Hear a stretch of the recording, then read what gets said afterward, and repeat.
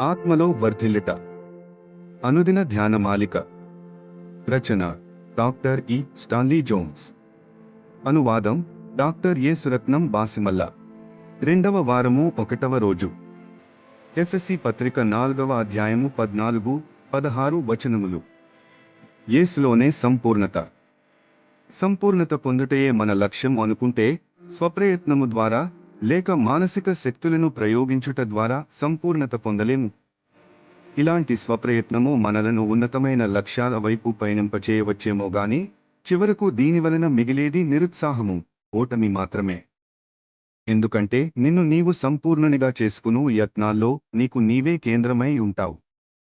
అపరిపూర్ణుడవైన నీవు నీ అపరిపూర్ణమైన ప్రయత్నముల ద్వారా ఎలా సంపూర్ణత సాధించగలవు?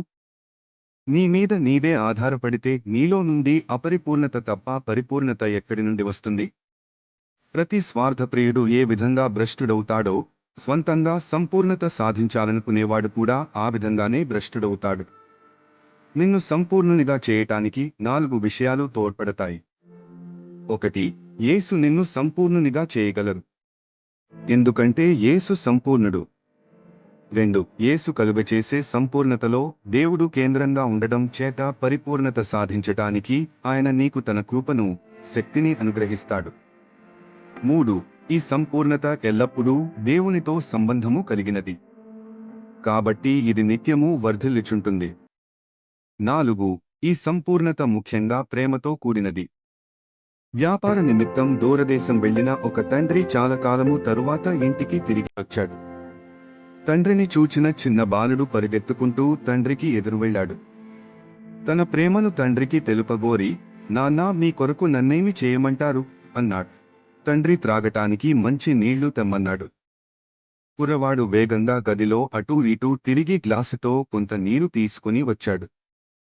తండ్రి ఆ గ్లాసును చూసేసరికి గ్లాసు నిండా మురికి నీరున్నాయి. మంచినీళ్లలో బాలుడు తన మురికి వేళ్లను ముంచటం వలన నీరంతా మురికి నీరైంది.